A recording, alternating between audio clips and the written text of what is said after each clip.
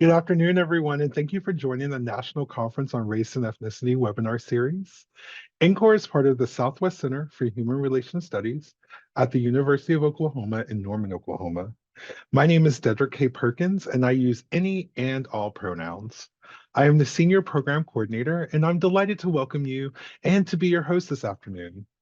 We hope that we continue the tradition of working to improve racial, ethnic, and intercultural relations on college campuses and community organizations by providing virtual learning with opportunities like this one. Welcome to our webinar series. NCORE has this monthly webinar on the first and last Wednesday of each month, with the occasional exceptions like holidays. But some of the webinars are free and others are offered at a modest fee of $25. Our next webinar is entitled Disability Justice and DEI Work and will be facilitated by Dr. Victoria Releza from California State University, Monterey Bay. It will broadcast on Wednesday, April 3rd, 2024. Before we get started, I would like to go over a few housekeeping items. If you need to utilize closed captioning, make sure your settings are set to on. Always remain muted unless you have been requested to unmute. We ask that your background has no moving images or flashing lights. Please report specific tech, accessibility, and any other operational concerns via direct message to me, the session host. The presenter will take questions periodically during the session, but please feel free to use the Q&A box and we'll answer all questions as they come through at the end of the webinar. Today, our featured presenter is Anna Lipman. Anna is a third-generation Ashkenazi Jewish migrant on Turtle Island. She is a PhD student in the sociology department at York University. Anna's research looks at how young people use hip hop, culture, and rap music to understand themselves and engage in social justice movements. Anna also organizes with several groups in Toronto, including Showing Up for Racial Justice and Independent Jewish Voices. I would like to introduce Anna Lipman with All I Need Is One Mic, Hip Hop as a Tool for Social Change. Awesome. Thank you so much, Tedrick. And thanks everyone for being here today. And thanks NCORE for having me. So as Tedrick said, I'm gonna be reporting on some of my PhD research. All I need is one mic, using hip hop as a tool for social change. So I first want to start with a land acknowledgement. So today, I'm logging in from Toronto, Ontario, in Canada. And this place has, over time, been stewarded by the Anishinaabe, the Haudenosaunee, the Wendat, the Chippewas, and the Mississaugas of the Credit. Today, it's home to many other Indigenous, Inuit, and Métis people, as well as settlers like myself. Toronto has long been a meeting place of Indigenous peoples from across the Great Lakes region, and I'm really excited to be sharing this space with all of you. The pre-colonial dish with one spoon, wampum belt covenant, between the Haudenosaunee and the Anishinaabe, which governs the land that I'm on, invites us to understand and act as though we're eating out of a shared dish with one spoon, and to make sure the dish is never empty. Subsequent Indigenous people, Europeans, and all newcomers have been invited into this treaty in the spirit of peace, friendship, and respect. By living on these lands, whether our ancestors were born here, were settlers, indentured laborers, or were brought over through the transatlantic slave trade, all of us who live here are treaty people. And we who live on this land are asked to live and move with an understanding that we have a responsibility to care for each other and the land that we inhabit. If you want to know more about this treaty or what land that you're on, you could check out these links on the screen. I also want to take this moment to talk about the genocide that's occurring right now in Gaza and the struggle in Palestine against settler colonialism. Those of us here on Turtle Island have a responsibility to see the ways that colonialism, imperialism, and white supremacy don't stop at our borders, but are an interconnected global issue. And if you want to learn more about the struggle for Palestinian liberation, you can check out the links on this slide. So I want to tell you a little bit more about myself and kind of what brings me to this research. So, I'm a PhD student at York University in Toronto, and my research in hip hop is really inspired by my work and my life. So I do a lot of activism in the city, around sort of racial justice and police abolition, and doing a lot of work to bring white people like myself into this movement and help us understand our stake in liberation for all. And before I got into this work, I was actually a youth worker for about 10 years, where I worked with youth in British Columbia and Toronto. And I saw that the connection that the youth I was working with had with hip hop and how important hip hop was in their lives. And that was really easy for me to recognize because, of course, of my personal love for hip hop. And so for me, a lot like the youth that I worked with, hip hop has always been there for me growing up. So, when I was growing up, I had quite a chaotic family lifestyle. We were dealing with a lot of disability, madness, addiction. Myself, I was a bit of a troublemaker. I never really did well in school. I was often suspended in the principal's office, in trouble with the law. And it was really, hip hop that helped me understand, that I wasn't alone and that there were other people out there who were struggling with similar issues to myself. But at the same time that hip hop really helped me find a community, it also helped me understand and articulate issues of race and class that I saw all around me. And it helped me understand my white privilege and how my white privilege has helped me get here today and get to a point where I'm a PhD student, even though I hated school. And, part of the reasons why I do this research and this work is because a lot of the people that I grew up with who didn't have the same opportunities as I did, because of their race, because of their class. And, it's by doing this work and kind of challenging our notions of what counts as proper education and proper knowledge that we can really break down these barriers and, help people beyond just what I look like, kind of achieve and be successful in academic spaces, right? So now that you've all heard a little bit about me, I want to know about you. So either use this QR code on the screen or go to menti.com and enter this code. I promise this is the only work I'm going to make you do during this presentation. But I just have two questions for you.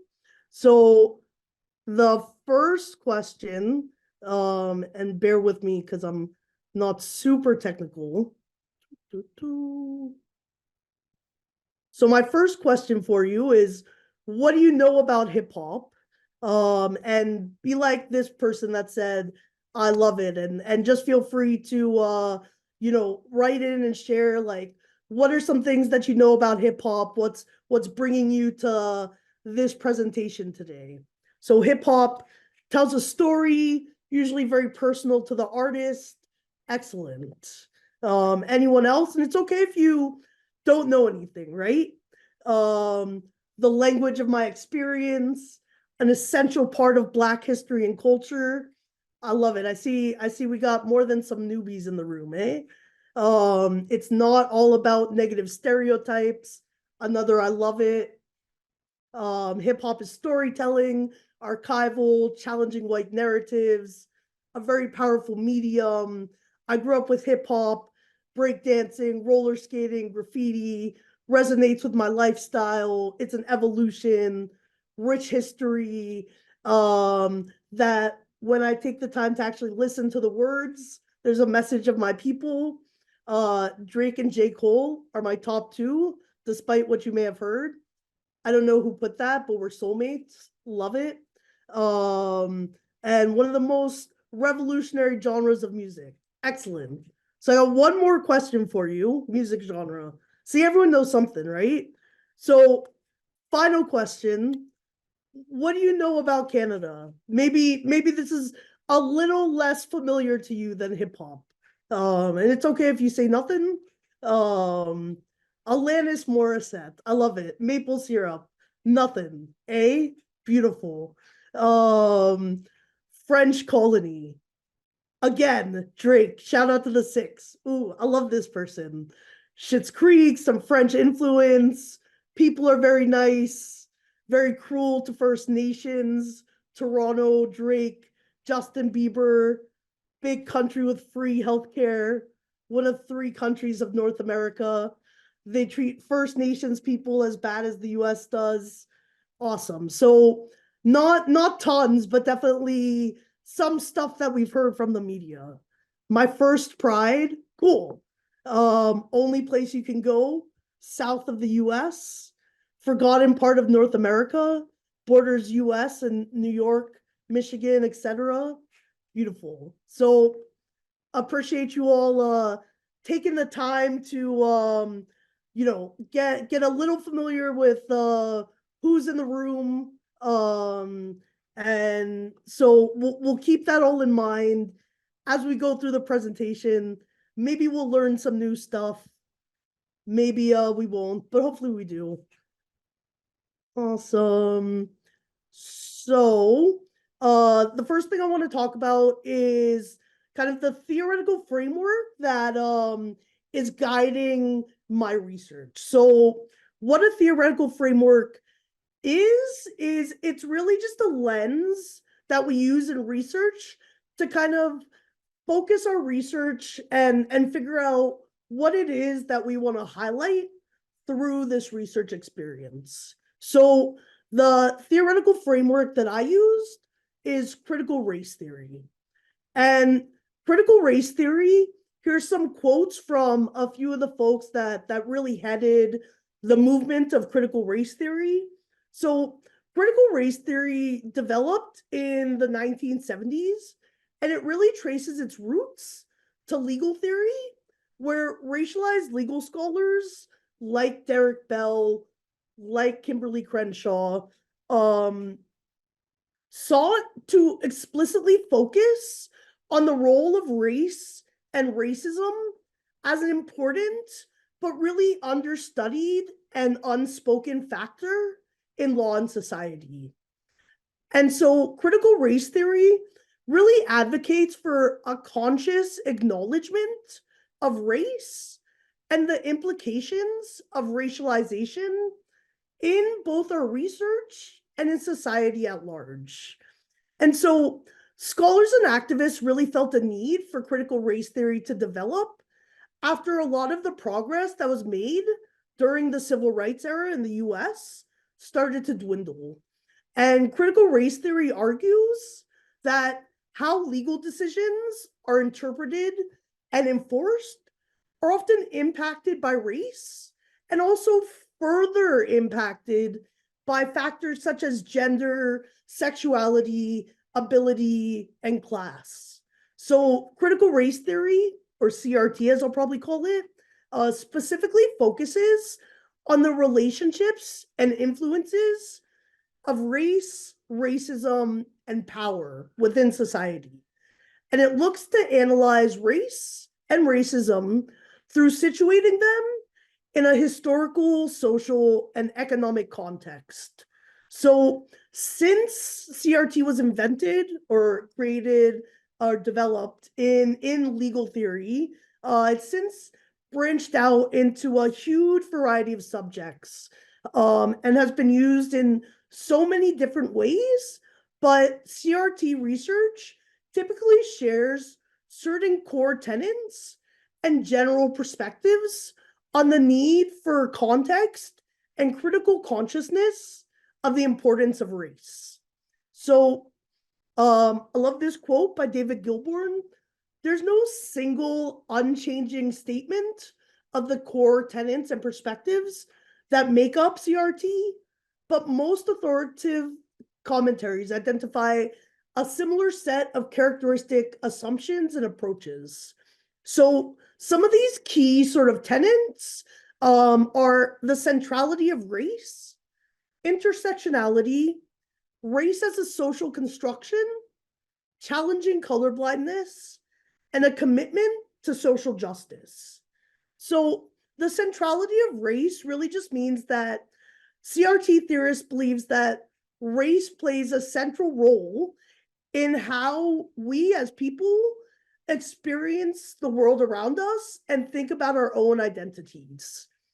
And intersectionality means that other factors, such as education, class, gender, and ability, impact how, when, and to what extent we experience these instances of racialization, or for white people, non-racialization, right?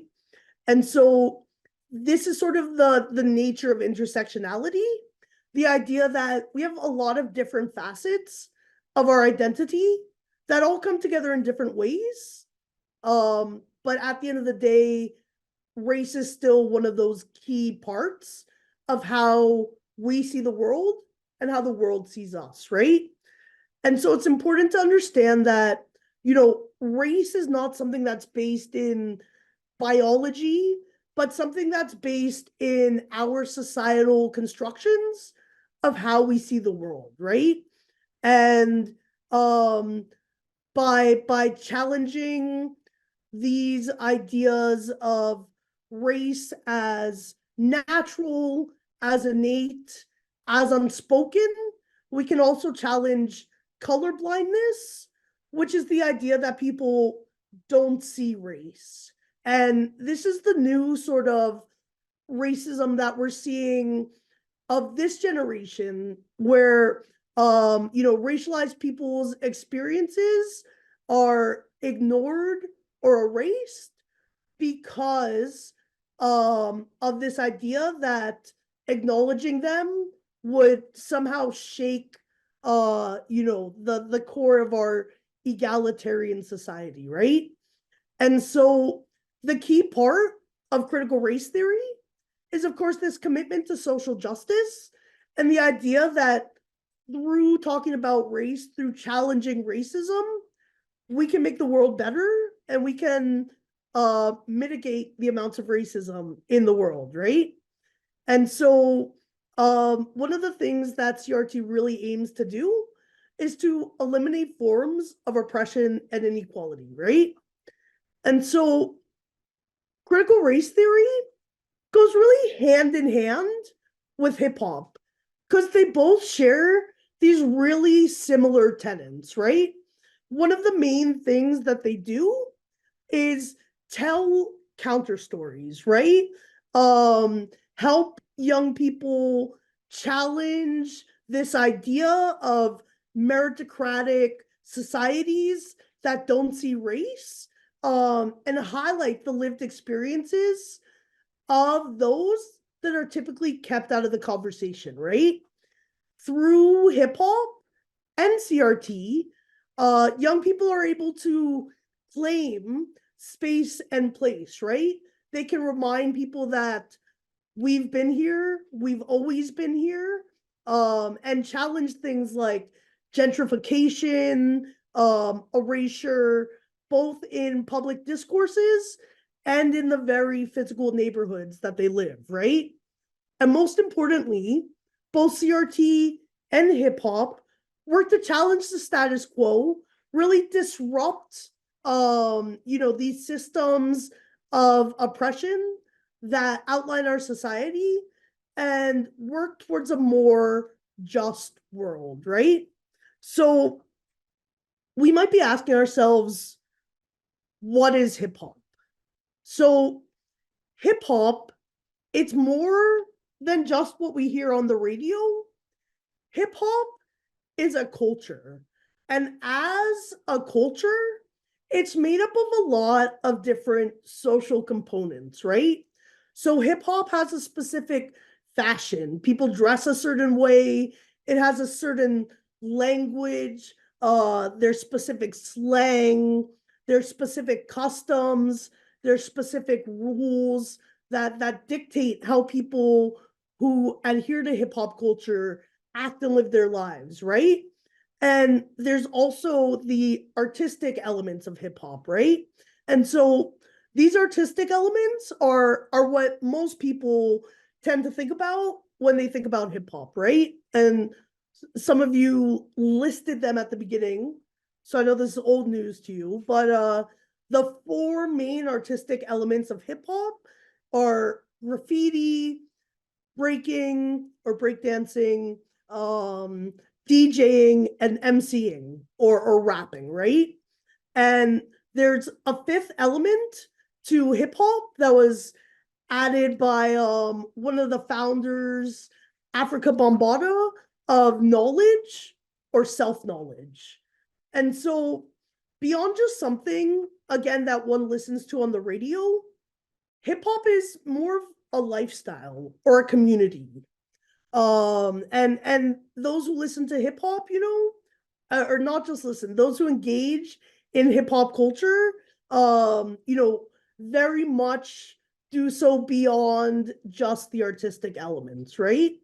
And so hip hop just celebrated its 50th birthday last year, but it's come a long way in those 5 decades. And so to really understand the birth of hip hop, we need to understand the conditions of the South Bronx that led to its birth. So, Robert Moses, about in the 1950s, 1960s, was an urban planner for New York who started designing the Cross Bronx Expressway, which was a highway meant to connect Manhattan with the outer suburbs, and make it easy for middle class folks to commute to work. So this expressway ended up going directly through the South Bronx. And because of that, most people either had to leave the area or have their houses and their neighborhoods destroyed, right? So there was a lot of white flight in the area, but most of the Black and Hispanic residents didn't actually have the money to leave. So they ended up staying in the area, even though most of it literally looked like this slide, right?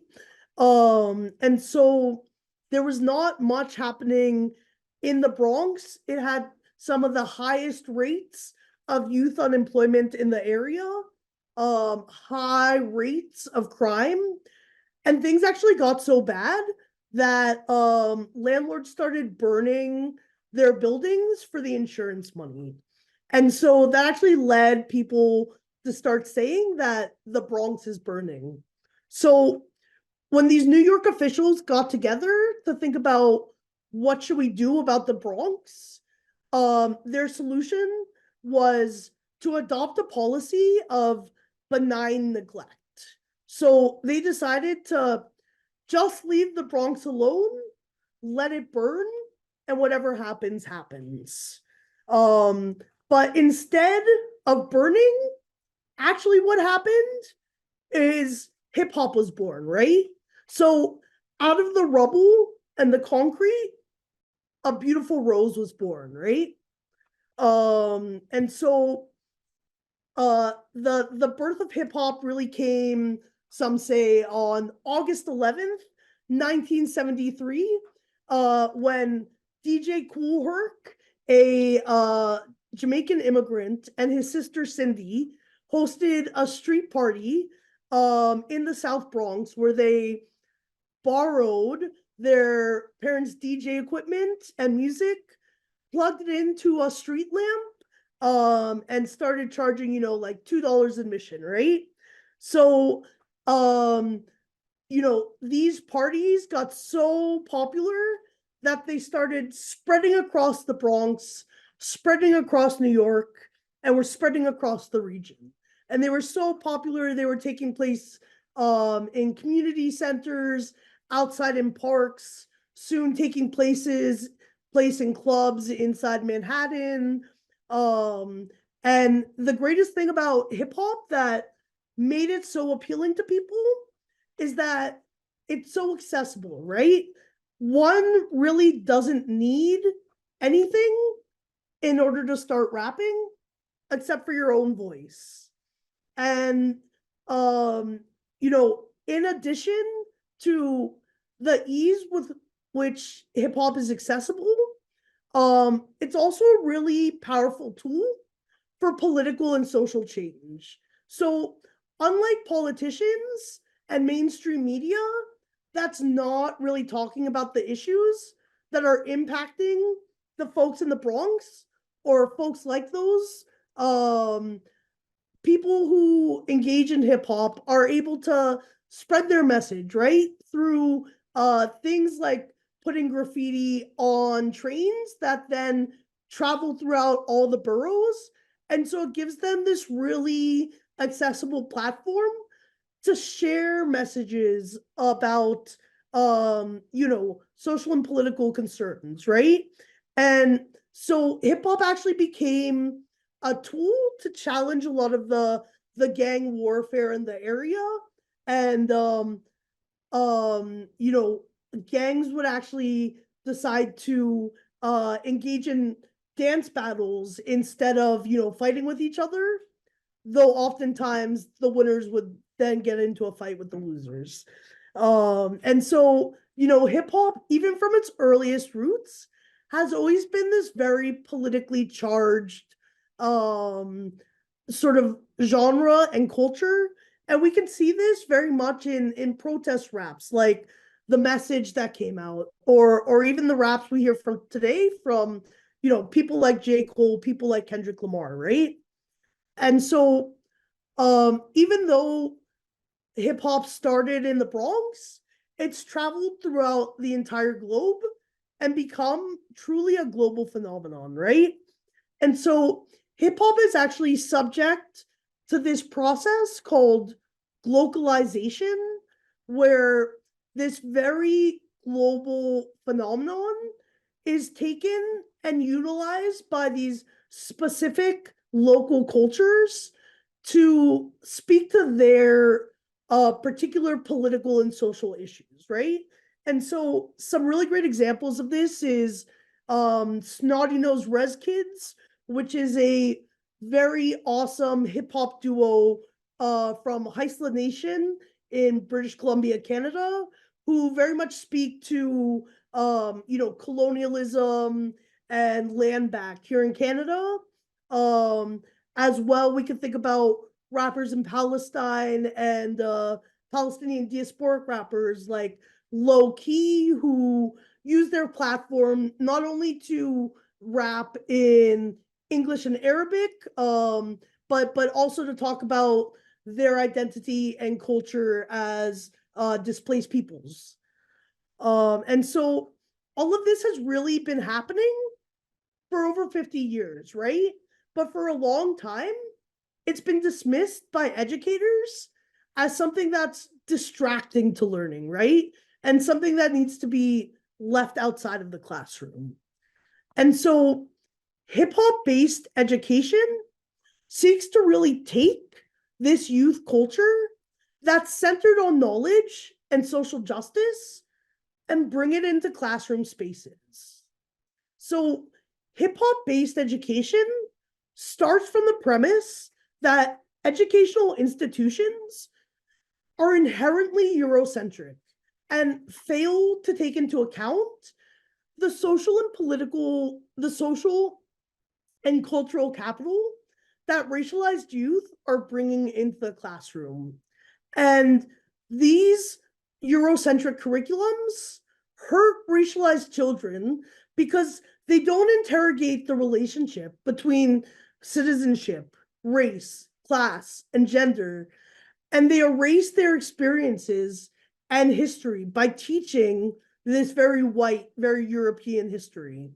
So hip-hop based education believes that the social problems that young people are experiencing outside of school has an impact on class performance and engagement, and that we need to be using these experiences to inform and to affirm what's happening in classrooms. And so hip hop based education can really be used from any level, from elementary school all the way to post secondary institutions. And it can be used in a variety of subjects. And really, what hip hop based education is a student focused mode of inquiry that situates the lived experiences of students of color at the forefront of their education. And it prompts students to draw on their knowledge to discuss social issues in their community and invite them to explore the underlying causes of these issues and think about possible solutions. So, in doing so, classrooms are actually able to work as a space where knowledge and literacies gained outside the classroom are valued and celebrated, and students are not being asked to check their outside lives at the door. And hip hop based education very much comes out of the tradition of liberatory education that's been popularized by a scholar, Paulo Freire. And liberatory education really challenges the idea of students as blank slates that are waiting to be fed information from teachers, and instead sees education and sees classrooms as a place to equip students with the knowledge about social inequities and to support them in challenging these structures. And so when we think about education this way, it's not just a checkbox, but it's a tool for transformative change. And so I'm going to talk about 3 case studies of hip hop based education before I tell you about what we did here in Toronto. So the first was done by Mark Lamont Hill, and he used hip hop based education in an English literature class over the entire year in Philadelphia. And what he did was dissected rap lyrics with his students, both through listening and through actual text study of the lyrics.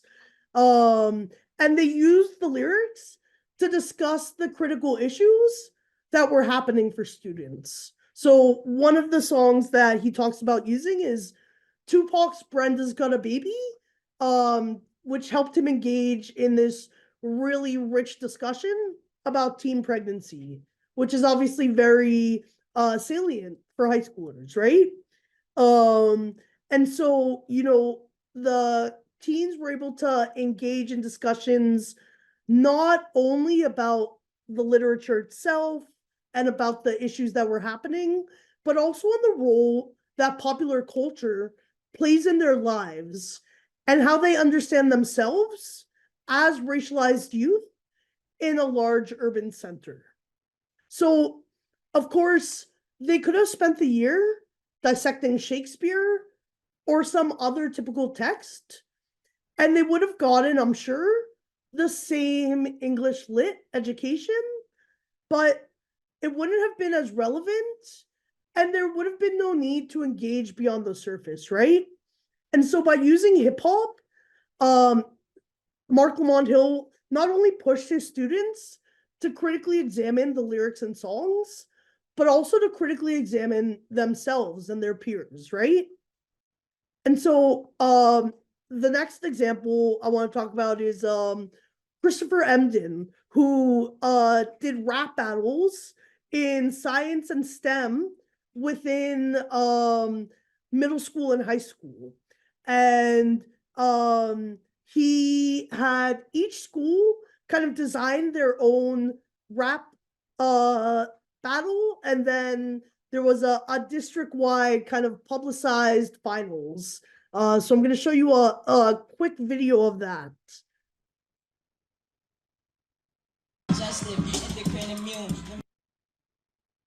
Not every student who's a part of Science Genius is going to be a straight A student and go on to college and declare a science major and be the next Einstein. Planets spinning all around me, galaxies surround me, it's astronomy, yo. Right like the phoenix, the temperature so hot, I'm wilding out a lot, volcanoes is all I've got. But you know what? We definitely are going to have more scientifically literate young people. These resistance/demons were kinda holding me back, and I let them, but the simple way to get me on track was force times this place is work, no debate. I'll take that concept, apply it to my mistakes, and now I'm progressing, a natural rap genius. I'ma get an A if I see this on the regen. So, you know, obviously, these kids would have learned just as much about science if they hadn't been made to do rap battles about it. But what's so great about using hip hop in this science course is not only does it make it more accessible and inclusive for the students themselves, but it also gives a model to the community of all these BIPOC youth who are achieving in STEM. And it also shows this really fabulous ability for hip hop to translate knowledge from this really kind of dry, stuffy academics into really accessible bite-sized music bits, right? And so the final case I'm going to talk about is Bettina Love, who uses hip-hop based education in elementary and middle schools. And one of the projects that she did was about video making and storytelling in Atlanta, Georgia, with some grade 5 students. And so part of what was a key part of her classroom project was actually just music listening and dance parties in order to kind of help illustrate to the students how rappers tell stories through music. And then the students themselves were invited to discuss kind of pressing social issues in their community and decide how they would use videography to educate their community and peers about these issues. And so by doing this, she was able to help these students really bridge the gap between experiencing injustice and understanding how to do something about it while increasing classroom engagement. And so by using hip-hop based education, we get all these fabulous cultural competencies that we're looking for in our students, right? So, for example, when you're doing a freestyle battle, you have to think about active listening. You have to be quick on your toes to be able to respond. And so when we're rethinking the way that hip hop can be used in the classroom, one of the things it does is it helps rethink the skills that kids can bring into school that often go unseen. So these are things like cultural capital, navigational capital, things beyond just kind of memorizing facts, right?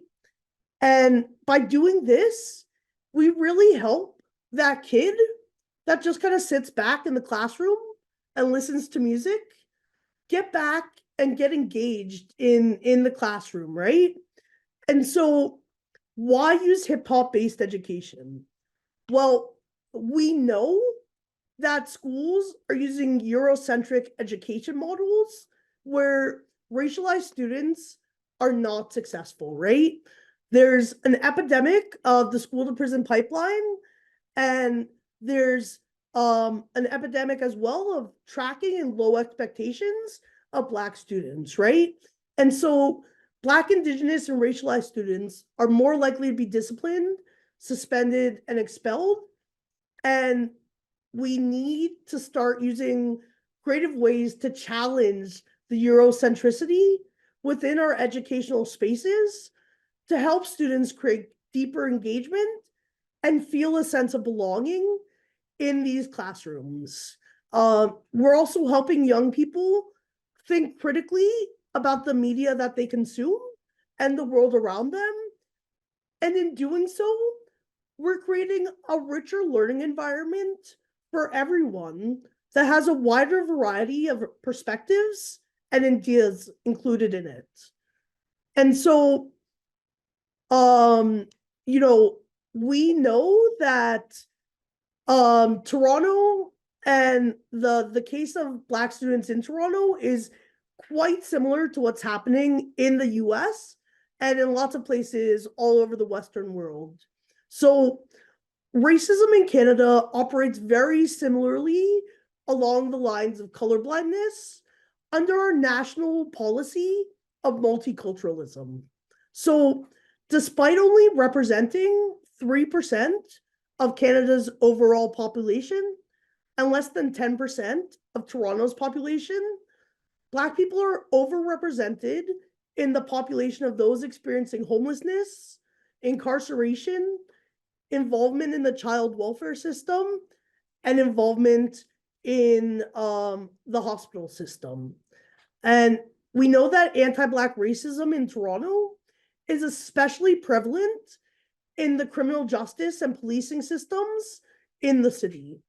So in 2018, the Ontario Human Rights Commission found that Black people in Toronto were 20 times more than any other race to be shot by the police. And in June of 2022, data released by the Toronto Police Services showed that Black Torontonians experienced both higher rates of police interaction and greater use of force during interactions. So these experiences of anti-Black racism and criminalization are only further compounded by issues of class, with low-income racialized neighborhoods in Toronto experiencing huge levels of surveillance and over-policing. And so we've actually heard from Black students in the Toronto District School Board that there's hugely represented in high dropout rates. There's an overrepresentation of Black students in non-academic schools and streams. They feel like they receive lower expectations, culturally biased IQ tests.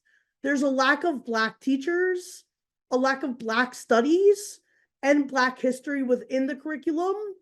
There's also an ignorance of Black teachers about Black culture and the history of Black people in Canada.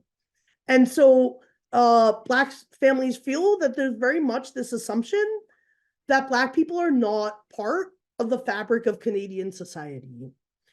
And so we actually know that data released in 2013 by the Toronto District School Board showed that Black students were 3 times more likely to be suspended from school.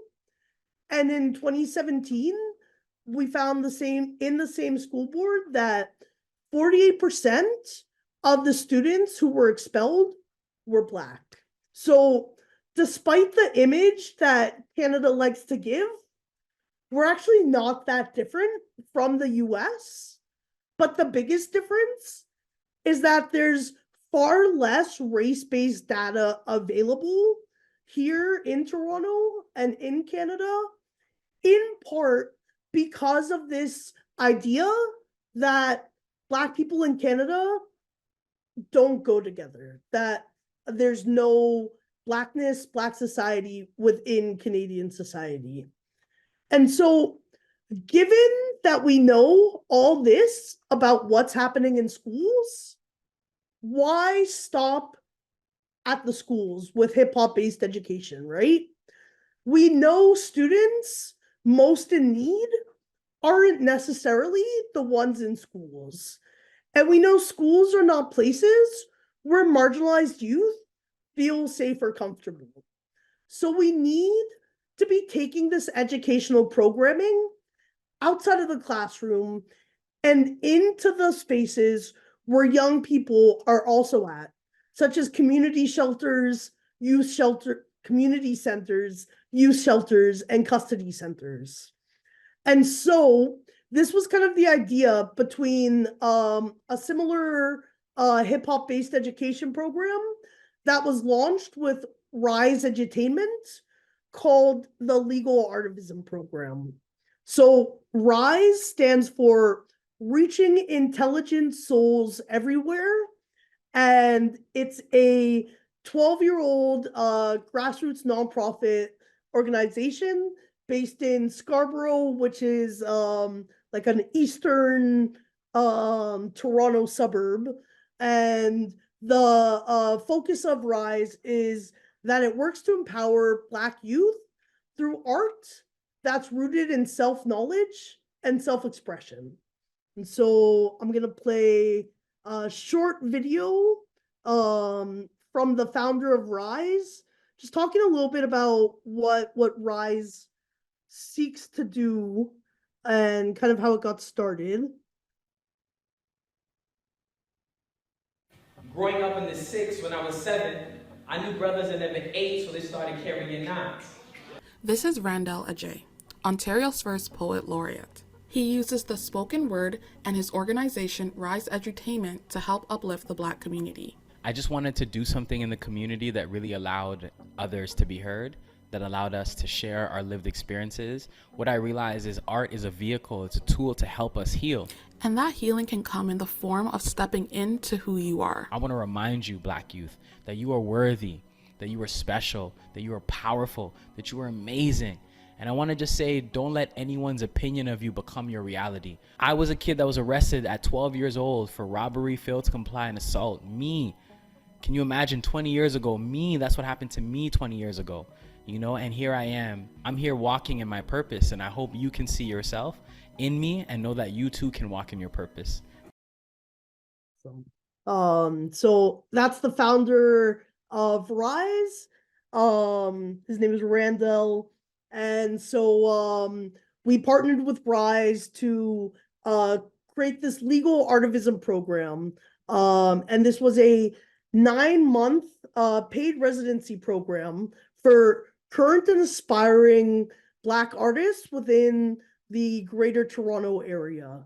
So this was a partnership between Rise, York University, the Black Legal Action Center, and the Ontario Justice Education Network. And the goal of this program was really to raise awareness among BIPOC youth and young adults in the Greater Toronto area about their rights and give them key legal information through using art and hip hop as a tool for knowledge mobilization. So there was an application process for this program, and 9 youth were selected, ages 18 to 30. 8 of them were rappers or spoken word artists, plus 2 singers and 1 visual artist. And the program itself was made up of 3 different phases. And in each of the phases, they met for about 1 to 3 times a week in the evenings for the entire length of the program. So the first phase of the program, what they did was learn about different types of law via different guest presenters from the various legal sectors. So they learned about criminal law, employment law, entertainment law, immigration law, all these different types of law, and really got to kind of take it all in. And then in the second phase, that was the creation phase, where they were paired with 2 different mentors, 1 legal mentor and 1 artistic mentor. And they used that phase to narrow down what type of law that they were interested in working on, and kind of making, most people made about 2 to 3 different drafts of songs or art, and then eventually recorded or created their final art piece. And then in the third phase of the program was the presentation phase. So this phase included going to a couple different high schools to present their songs. There was a community showcase, as well as a community listening party and a graduation ceremony. And these all happened at different community centers around the city. And as well, the final and still forthcoming part of the third phase is the release of the mixtape and the accompanying documentary that was made. And so at the end of this program, we asked the participants what they got out of the program. And, you know, beyond just giving these young people the legal knowledge and artistic support, they also said that they were able to, beyond just giving these young people legal knowledge and artistic support, they also created a community resource of accessible legal knowledge that those in the community were very eager to have, very interested to learn about their rights. They were able to engage various different community dialogues in discussions about race, discrimination, and the law. And it gave a platform for the artists to really share their experiences and turn the negative experiences that they had with the law into positive ones where they could role model for other people that they aren't alone, and also help them avoid similar situations. And so one of the key things that this program did was really build a sense of community and belonging within the group, within RISE, and within the larger geographical community. And it really allowed the participants themselves to locate their own artistry within the history and the tradition of Black revolutionary artists. And some of the artists that were mentioned were, you know, people like Kendrick Lamar, people like Tupac, Nina Simone, Billie Holiday, and Bob Marley. On top of all of that, they also gained all of those classic hip-hop based education competencies that we saw earlier. And most importantly, we all had a lot of fun doing it, right? And so I know you've heard me talk for so long. So now I'm going to show you one of the videos that one of the songs that the youth created as part of the project. Thank you very much. RISE Edutainment is a grassroots organization that helps BIPOC youth in the GTA create meaningful art rooted in self-knowledge. Joining us today, because we have a crew down here and they're amazing. Randall Ajay, Ellie DeLion, Venetia Cardwell, and Christian Jordan have all been kind enough to join us. Welcome to the show. Thank you. Thanks for having us. Good to see you. Let's talk about, again, let's remind people, what does RISE do? What does it stand for? RISE really is a platform that gives a lot of artists an opportunity to express themselves in a positive way. In this city, there's a lot of us dealing with trauma and hardships, but you can use art as a way to heal, as a way to learn more about yourself, to reflect on your experiences and what you've been through. And what we're also working to do is help young people use art as a way to also make change in the world. So artivism is something we really do, but we really believe in the power of edutainment, educating and entertainment. So let's go back to artivism, because RISE is putting on a legal artivism showcase soon. Walk us through it. Yes, so we're really excited. Over the last year, we've taken 8 emerging artists, all from the BIPOC community across Ontario, and they've been learning how to apply the law as a life skill. And we are really, this showcase is an opportunity where we're going to be showcasing the application of knowledge, which is power. And we are so excited to be able to showcase these youth and show everybody what they've been able to create using the power of art and action, artivism. Sorry, Venetia, why is this program so important in your mind? This program is so important because I come from a community where youth are involved in the judicial system, and so some of those challenges that they experience, this program helps to inform them on how to make better decisions moving forward in the future. Christian Jordan's going to be performing for us here momentarily, and you're going to absolutely love what he does. What does RISE mean to you? Yeah, please. RISE means to me, it's a deep thing because Art, specifically black art, is rooted in oppression and fighting against oppression. And for me, this is much like that. Yeah, that's what it means to me. You ready to perform? I'm ready to perform. What I'll be performing is a poem called Home. Called home. All right, we're going to step aside, ladies and gentlemen. Christian.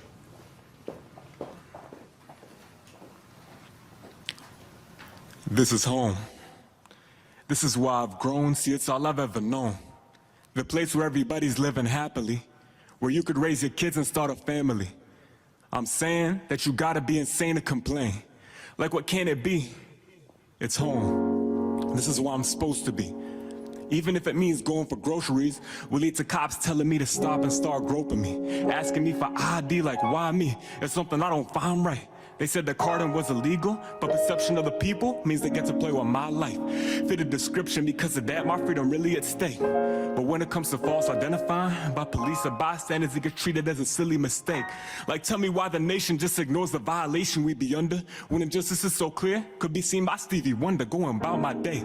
Now I'm getting grabbed for street checking. They be asking me questions, telling me they understand that it's a high crime area, so I might carry a gun. That last part be the scariest one. Too many people in my home getting hurt because they black, because the ones who claim protection always forced to attack because they play it's not important. But here's the thing about law enforcement, they know that you ain't never read the Services Act, because if you did, then you would know that if they stop you for no reason, you can leave and walk away. It ain't nothing you ought to say, but I still live in fear, because I know when they carve me, they might do to me what they did to Jermaine Carby. You see, at home, they love to hate me, and all this black pain is in the name of public safety.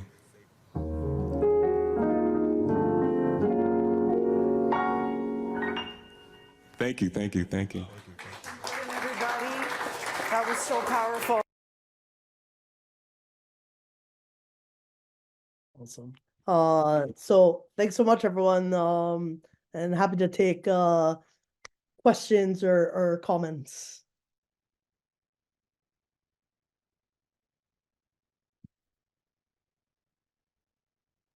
Okay, Anna.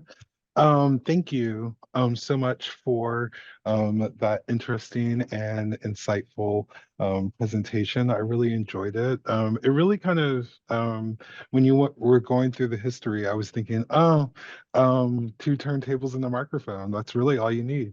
So yeah, that was, we do have a question from an attendee. The question is, how is quote unquote using hip hop not an appropriation of the negative stereotypes associated with urban African American music culture? Yeah, and that's a great question. I think you know, there's a couple things to kind of break down within that. It's important to recognize that there's so much to hip hop culture and rap, kind of beyond the stereotypical songs that we hear on the radio, the more really kind of commercialized part of the music, right? And so as much as there has been, and there very much is, this, very negative side of hip hop where there's all this misogyny, all this glorification of crime and violence. There's also this really beautiful side that talks about, the realities of life for a lot of people, that really thoughtfully kind of challenges these sort of stereotypes.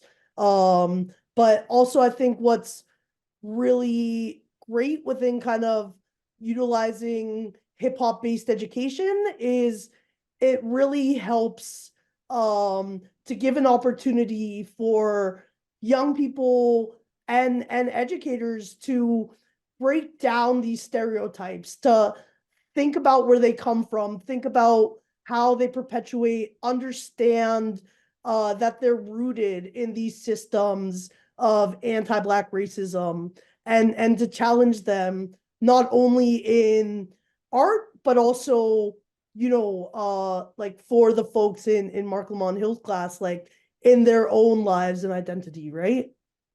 Mm-hmm. Very much so. Oh, I was on mute. Oh, no, I wasn't. So can you please discuss, so this question is from Joel Berrien. Can you please discuss how we can use hip hop to counter the revisionist history and curriculum some politicians are demanding the schools to adopt? Yeah, and I think this is where, hip hop culture as this culture that very much talks about race, talks about class, talks about history and context of our society, um can be utilized in this way where I think especially like for those of us who have to answer to people when we design curriculum, uh very much allows us to engage in discussions of critical issues about the history of the places that we live, about societal ills, without writing on our curriculum, oh, we're talking about race today, right? Because through utilizing hip hop, through asking our students, what's impacting you? What do you see as these problems? That really helps us to recenter the history and context of where we live, of what's making our society. Again, for me, who has to answer to someone when I say things in the classroom, without kind of putting it all out there for our bosses to see, right? And so it's really this like sort of organic way to tackle social issues. Okay, that makes sense. Really does, considering that under the scrutiny of like under the scrutiny of unknowing eyes, it gives you kind of a for lack of a better term, backdoor way of being able to still include hip hop without it being explicit, and still reach the target learner. Yeah. Any other questions?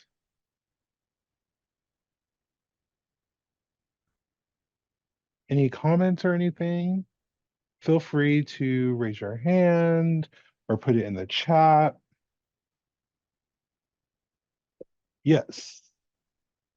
So, McTate, I'm going to give you the opportunity to unmute yourself and talk. All right, all right. How's everyone doing today? I am going to fully disclose the fact that I had so many other meetings and I just jumped on. But this is very passionate to me. And I was going to write that we really should also make sure that we focus on hip hop and not just rap when we working out these discussions, because one of the things that we really will I think believe will help us as well is this year 2024 breaking is going to be in the Olympics in Paris. Amazing, phenomenal. It means a lot for the culture and what hip hop has brought to the world, and as a platform that transcends language, and I think that that's going to be great. A sad point is that in 2028, when the Olympics return to Los Angeles, the discussion is about not having breaking in the Olympics. And I think that that's, it's totally against our culture, because this is something that was bred in America. And this would be an opportunity for America to highlight that. This is a great platform. It's a great thing that we use hip hop as a pedagogy. I've attended multiple Rock the School Bells that are done in my area by Skyline College. So they definitely have a great platform of showing how hip hop can be utilized in our schools through English courses, counseling curriculum, and philosophies and psychology as well, with metaphysics and KRS-One. This is more of a comment because, like I said, I am just now jumping on and didn't get a chance to really hear a lot of what was said prior. Thank you. Great comment. Hmm. That also brings up a question for me as well. So the beginning of the comment started with being able to distinguish the difference between hip hop and rap. How would you do that, Anna? How would you make that distinction? Is there a distinction in your viewpoint?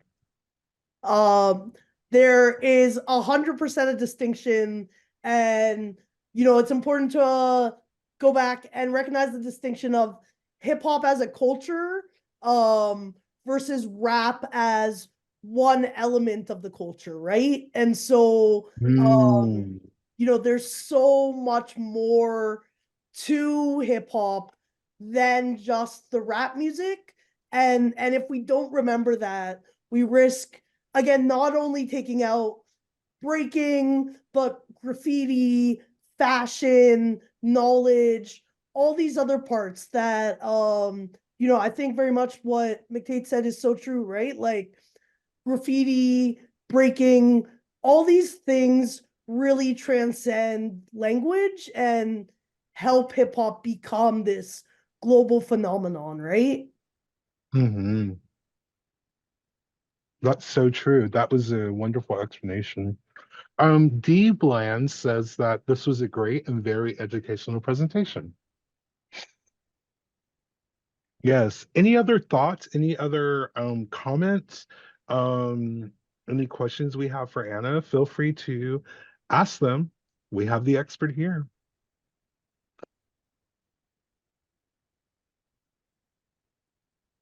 And shout out to my mom who came to this presentation and is learning about my dissertation research for perhaps the first time.